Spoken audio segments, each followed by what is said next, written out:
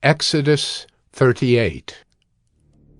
He made the altar of burnt offering of acacia wood. 5 cubits was its length, and 5 cubits its breadth.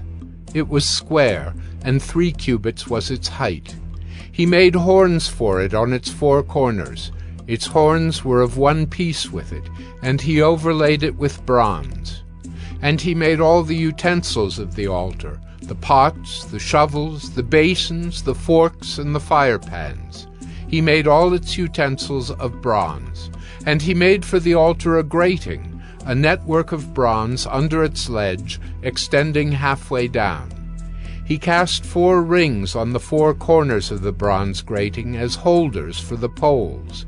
He made the poles of acacia wood and overlaid them with bronze. And he put the poles through the rings on the sides of the altar to carry it with them. He made it hollow with boards. He made the basin of bronze and its stand of bronze from the mirrors of the ministering women who ministered in the entrance of the tent of meeting. And he made the court. For the south side the hangings of the court were of fine twined linen, 100 cubits. Their 20 pillars and their 20 bases were of bronze, but the hooks of the pillars and their fillets were of silver. And for the north side there were hangings of 100 cubits. Their 20 pillars, their 20 bases were of bronze, but the hooks of the pillars and their fillets were of silver.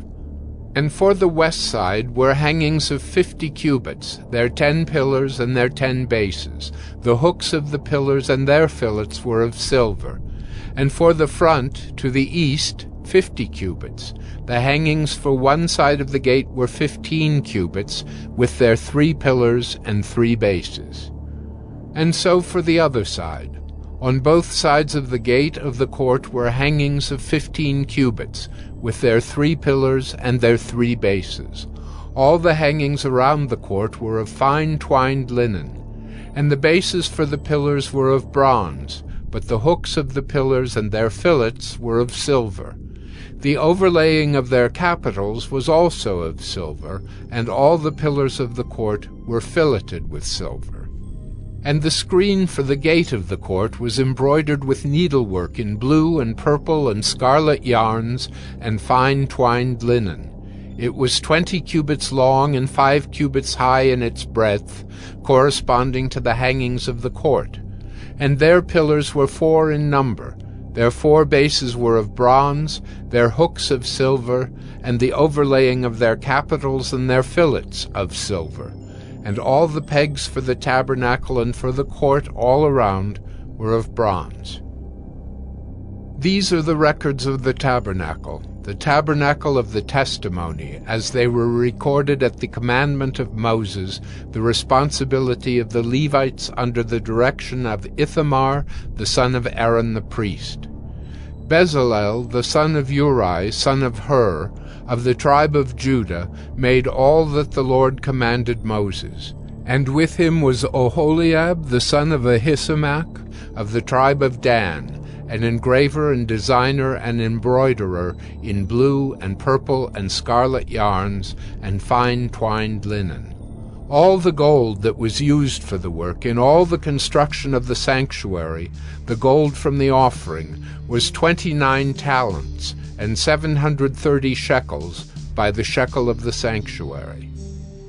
The silver from those of the congregation who were recorded was 100 talents and 1,775 shekels by the shekel of the sanctuary. A beka a head, that is, half a shekel by the shekel of the sanctuary, for everyone who was listed in the records from 20 years old and upward, for 603,550 men. The 100 talents of silver were for casting the bases of the sanctuary and the bases of the veil. 100 bases for the 100 talents, a talent a base. And of the 1,775 shekels he made hooks for the pillars, and overlaid their capitals, and made fillets for them. The bronze that was offered was 70 talents and 2,400 shekels. With it he made the bases for the entrance of the tent of meeting, the bronze altar, and the bronze grating for it, and all the utensils of the altar, the bases around the court, and the bases of the gate of the court, all the pegs of the tabernacle, and all the pegs around the court.